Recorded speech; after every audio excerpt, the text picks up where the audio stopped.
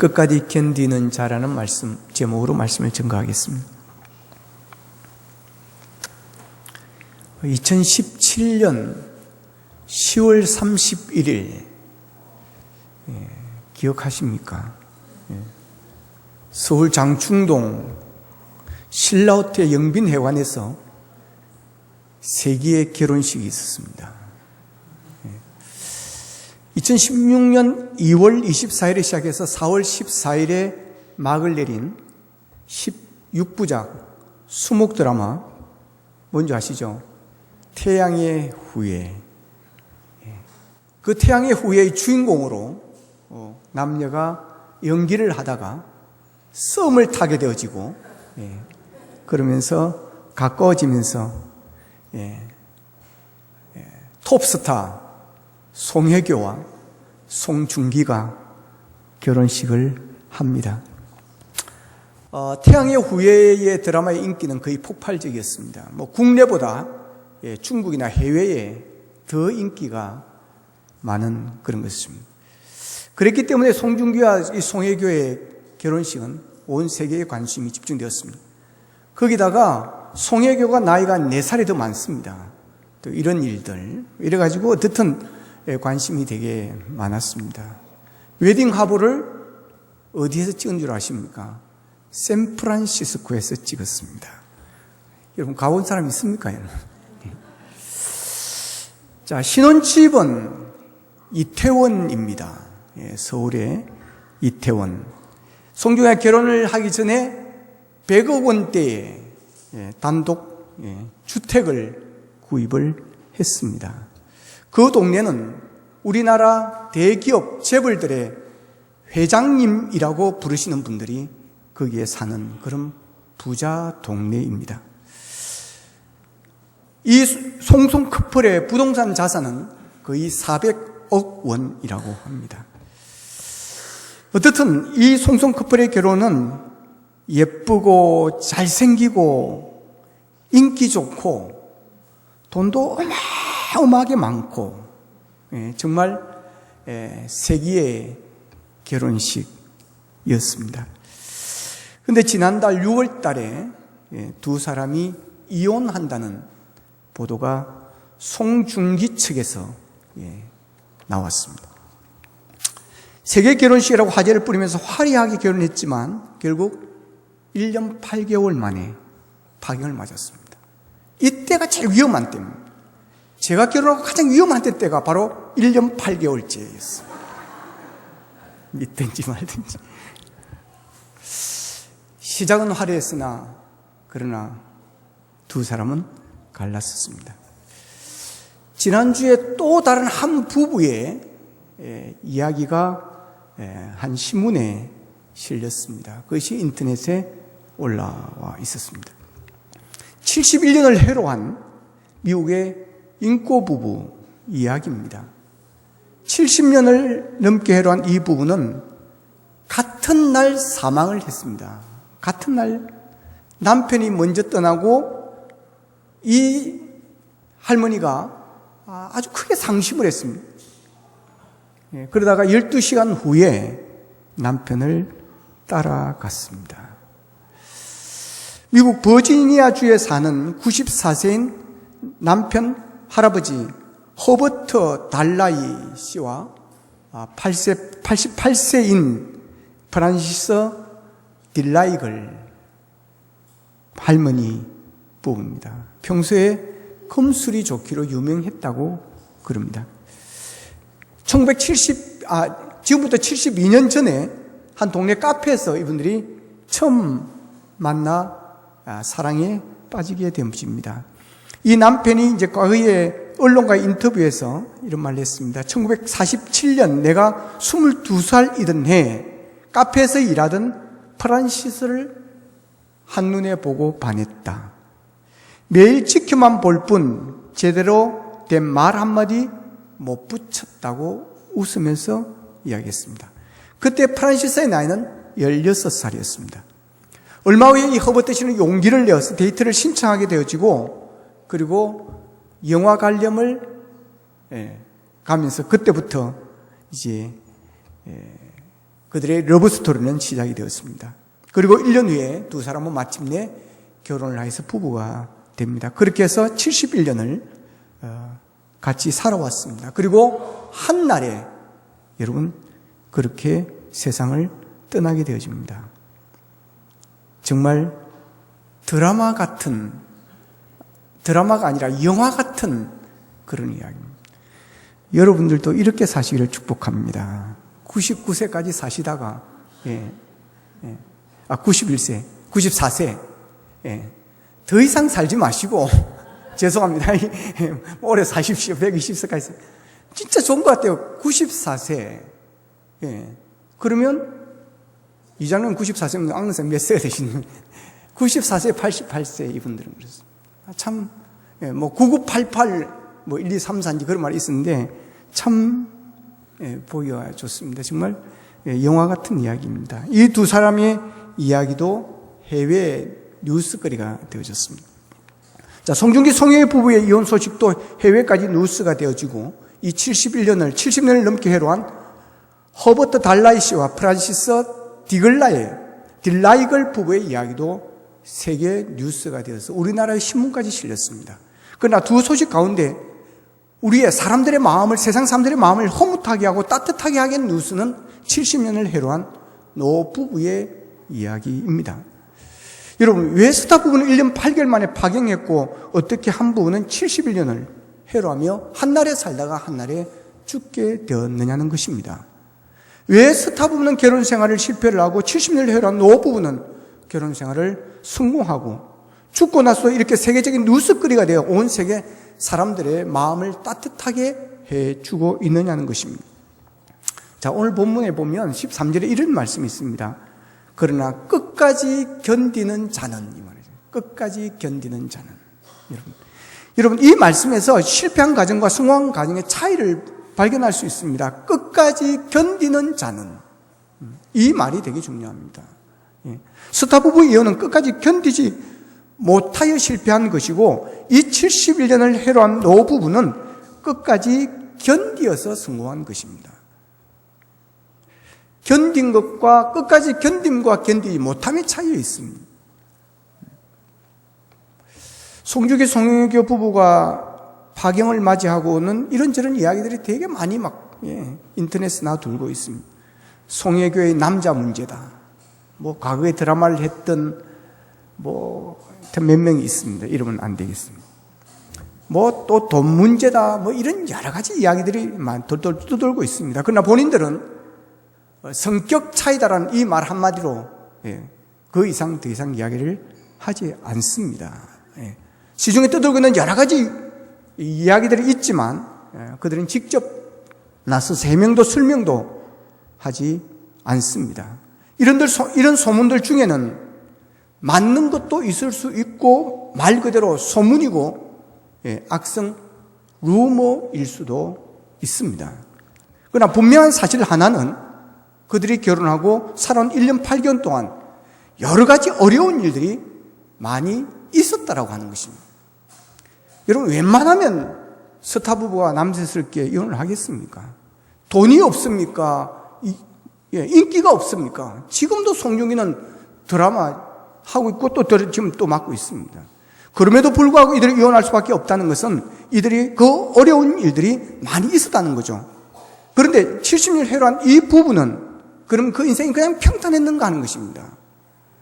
71년을 살아온 사람들입니다. 여러분, 좋은 일만 있었겠습니까? 사람들은 저희들을 보면 좋은 일만 있었다고 생각하는. 여러분, 인생은 그렇지 않습니다. 제가 그분들의 이 노부부의 이야기를 쭉 기사를 읽어봤습니다. 이런 말이 있었습니다. 결혼 생활이 늘 평탄한 것만은 아니었다. 신혼생활 중 2차 세계대전이 터졌고 프란시스 여사는 군대에 복무했던 남편을 따라 독일로 가 6년을 보냈다. 22년간 미 육군으로 복무한 허버트 씨는 한국과 베트남 전쟁에도 참전했다. 그동안 부부 사이는 6명의 자녀가 태어났고 71년의 세월 동안 수많은 풍파가 있었지만 서로에 대한 사랑으로 견뎌왔다. 여러분, 이거를 통해서 전하고 있는 메시지가 무엇이겠습니까?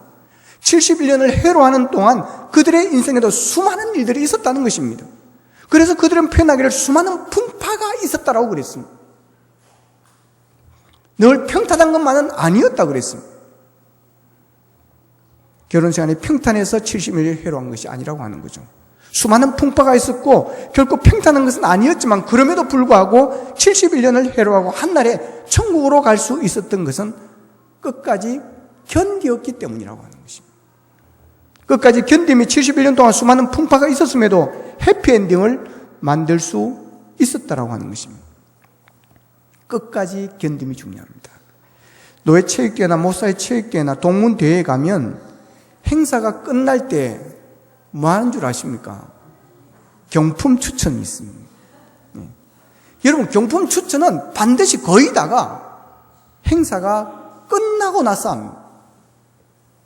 중간에 잘 안 합니다. 이벤트성으로 중간에 한번 툭 터뜨리고 하지만 그는 그냥 관심 집중이에요. 거의 다가 끝날 때 합니다. 왜 끝날 때 하는 줄 아세요? 끝까지 가지 말고 좀 남아있으라고. 예. 마지막에 배 예배 드리고 마지막 행사하는, 이제 정리하는데 다 가고 몇 사람 반도 한 3분의 1만 남아있고 대부분이 그렇습니다. 경기에 졌다. 가버립니다, 여러분. 아, 경기 재미없다. 가버립니다. 그럼 뭐 한다고 지루하게 앉아있습니까? 근데 경품, 노트북, 김치냉장고, 그들의 발걸음을 떠나지 못하게 묶어둡니다. 아십니까, 여러분? 그래서 다 끝에 합니다. 시상식도 끝에 합니다. 경기가 끝나고 나서 시상식을 하는 겁니다. 행사가 끝나고 나서 하는 거예요. 누가 상을 받을 것인가는 끝에 가봐야 하는 겁니다. 올림픽에서 누가 금메달을 목에 걸 것인가는 끝에 가봐야 합니다. 상 받는 자는 다 끝까지 열심히 하는 사람이고 끝까지 최선을 다하는 사람이고 끝까지 달려가는 사람입니다. 자, 오늘 본문은 마지막 때, 즉 종말에 대한 이야기입니다.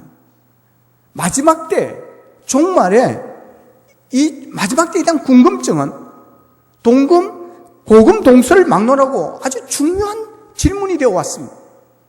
여기에서 2단이 나오고 3단이 나왔습니다. 오늘 본문에 의하면 예수님의 제자들도 예외는 아니었습니다. 어느 때, 또 그때, 즉 추의 임하심과 세상 끝에는 무슨 징조가 있사오리까? 이것이 예수님의 제자들의 질문이었습니다. 근데 이것은 당시 제자들의 질문이지만 오늘 이 세대를 사는 우리 모두의 질문이기도 합니다. 제자들의 질문에 대한 예수님의 대답은 4절에서 14절에서 11절에 걸쳐 상세하게 설명을 하십니다. 크게 3가지로 구분할 수 있는데요. 첫 번째는 언제까지 어떻게 준비해야 됩니까? 그 다음은 언제까지 어떻게 견뎌야 합니까? 그리고 언제까지 어떻게 이루어야 하는지에 대해서 말씀을 하십니다. 그러면서 13절에서 결론을 이렇게 대답합니다. 앞에서 읽었듯이 그러나 끝까지 견디는 자는 구원을 얻으리라. 같이 한번 읽어보겠습니다. 시작. 그러나 끝까지 견디는 자는 구원을 얻으리라. 아멘. 이 마지막 종말의 나의 주인공이 누구냐? 예수님이 재림하시는 그 마지막 날의 주인공이 누구냐는 겁니다. 끝까지 견디는 자라고 하는 것입니다. 왜 끝까지 견디라고 하시는 것일까요? 믿음을 끝까지 지키기가 어렵다라고 하는 것입니다. 끝까지 견디기가 쉽지 않은 세상이 되어진다라고 하는 겁니다. 그래서 잘 견디되 끝까지 견디라는 것입니다. 살다 보면 힘들고 어려운 일들이 생깁니다. 눈물 달고 살만한 일들이 많습니다. 사랑이 식고 배신의 해가 늘어가고 실망되는 일들이 여러분 눈앞에 있어도 아직 끝이 아닙니다. 왜냐하면 우리는 그 끝을 모르기 때문입니다. 그러므로 우리는 배신을 당하고 미움을 받고 빼앗기고 손해보고 생명과 생존의 위협을 느껴도 끝까지 하나님의 마음에 합한 자로 남아야 한다는 것입니다. 끝까지 견뎌야 한다는 거예요. 어떤 일이 있어도 포기하면 안 된다는 것입니다. 어떤 일이 있어도 예수님을 떠나면 안 된다는 것입니다. 어떤 일이 있어도 믿음을 버리면 안 된다고 하는 것입니다. 예수님을 버리는 것은 죽음을 선택하는 것입니다. 예수님은 생명입니다. 예수님은 생명. 내가 길이요 진리요 생명이라고 예수님이 말씀하셨습니다. 예수님이 생명. 예수 안에 생명 있네. 주님이 빛이 되시네. 예수 안에 생명 있네. 주님이 빛이 되시네.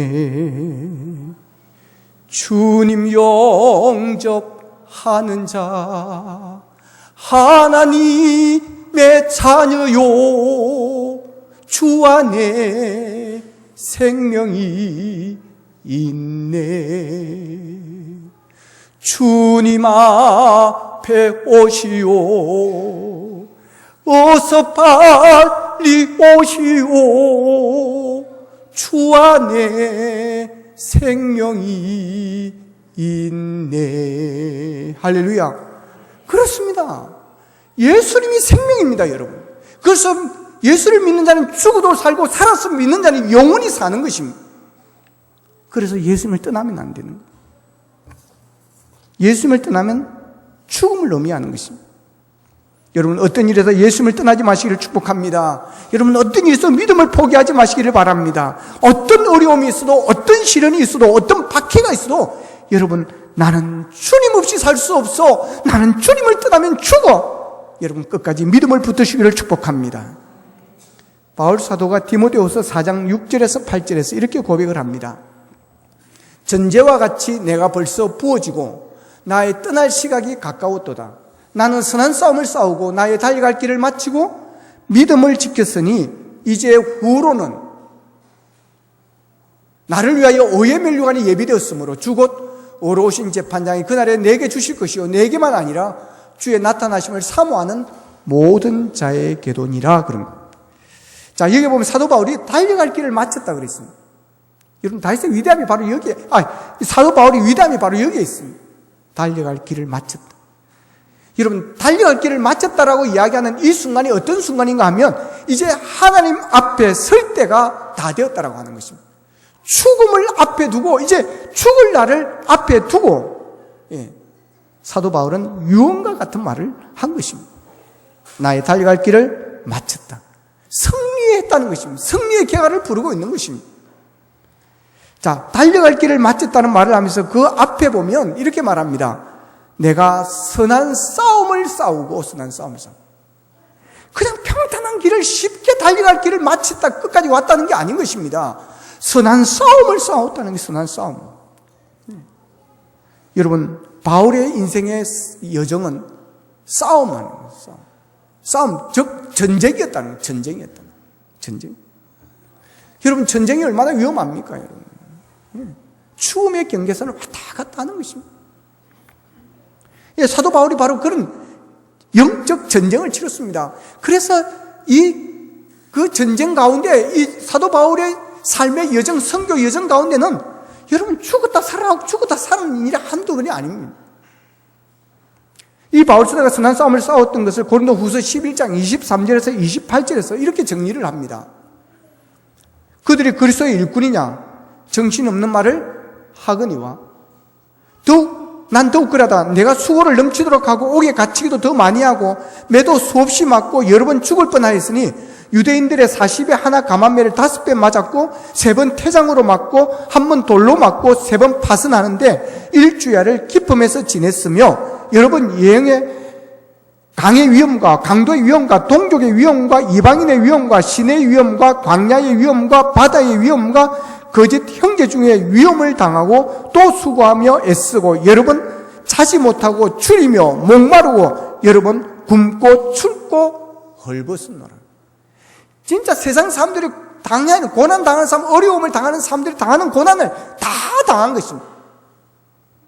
그래서 선한 싸움이라고 해요. 전쟁이라고 하는 것입니다. 전쟁. 생사를 왔다 갔다 하는 것입니다. 그런 위험한 전쟁, 그런 엄청난 피 우리는 치열한 싸움을 싸우고 끝까지 왔기 때문에 승리했다는 그 승리의 결과를 나는 달려갈 길을 마쳤다고 지금 표현하는 것입니다. 그래서 자랑스럽다는 것입니다. 그러면서 뭐라 그럽니까? 이제 후로 나를 위하여 의의 면류관이 예비되었다. 자, 이어서 하신 말씀은 뭐합니까? 8절에 디모데후서 4장 8절에 보면 내게만 아니라 주의 나타내심을 사모하는 모든 자에게도니라 그랬어요. 이제 후로 나를 위하여 의의 면류관이 예비되어 있는데 주곧 어려우신 재판장이 그날에 내게만 주는 것이 아니라 주의 나타내심을 사모하는 예수 믿는 모든 사람들에게 주어진다고 하는 겁니다. 끝까지 달려가는 자, 끝까지 견디는 자, 믿음을 지키는 자, 그 모든 자에게 주어진다고 하는 것입니다. 그래서 사도 바울은 당신들도 나처럼 그 치열한 전쟁, 스단 싸움을 포기하지 말고 이겨내고 끝까지 견뎌서 믿음을 지키라고 하는 것입니다. 끝까지 믿음을 지키는 자에게는 반드시 상이 있습니다. 의의 면류관이 있습니다. 절대로 믿음을 포기하면 안 됩니다. 주님을 떠나면 안 됩니다. 교회를 떠나면 안 됩니다. 견뎌야 됩니다. 자, 그러면 견디기 위해서 어떻게 해야 되는가? 오늘 말씀해 보면 4절에서는 이렇게 말합니다. 예수께서 대답하여 이르시되 너희가 뭘 받지 않도록 주의하라? 미혹을 받지 않도록 주의하라. 5절에도 보면 많은 사람이 내 이름으로 와서 이르되 내가 그리스도라 하여 많은 사람을 말이라 미혹하리라. 11절에도 보면 거짓 선지자가 많이 일어나 많은 사람을 미혹하겠으며 그럽니다. 자, 여러분 마지막 때는 미혹을 조심해야 됩니다. 미혹. 예. 끝까지 믿음을 지키기 위해서는 이 미혹을 조심해야 됩니다. 예. 유혹을 조심해야 됩니다.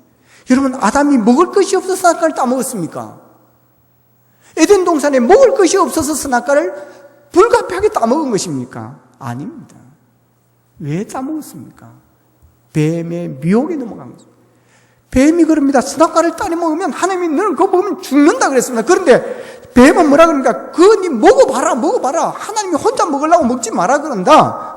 저거 먹으면 눈이 밝아져서 하나님처럼 될 것이다. 미혹을 받아요.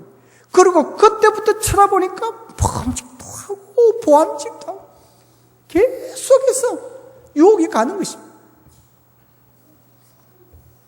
가룟 유다가 왜 예수님을 3년 동안 따라다니고 있다가 결국엔 예수님을 팔아버립니까? 사탄의 미혹에 넘어간 것입니다. 사탄은 돈이 최고야. 돈만 있으면 돼. 돈만 있으면. 그래서 예수님을 팔았습니다. 여러분, 그것은 마귀의 유혹이었습니다. 돈이 있어야죠. 그런데 예수님을 팔아먹으면서까지 그 돈을 쥐어가지고 성공할 수 있겠느냐고 하는 것입니다. 마귀의 유혹입니다. 여러분, 가룟 유다는 돈을 받았습니다. 계약대로 돈을 받았습니다. 여러분, 정말 떵떵거리며 살았습니까? 그 돈이 그를 구원하지 못했습니다. 그 돈이 그를 살리지 못했습니다. 그 돈이 그를 행복하게 하지 못했습니다. 예수를 팔고 번 돈이기 때문에 그렇습니다. 여러분, 지금도 마귀는 우리를 미혹합니다. 세상은 우리를 미혹합니다.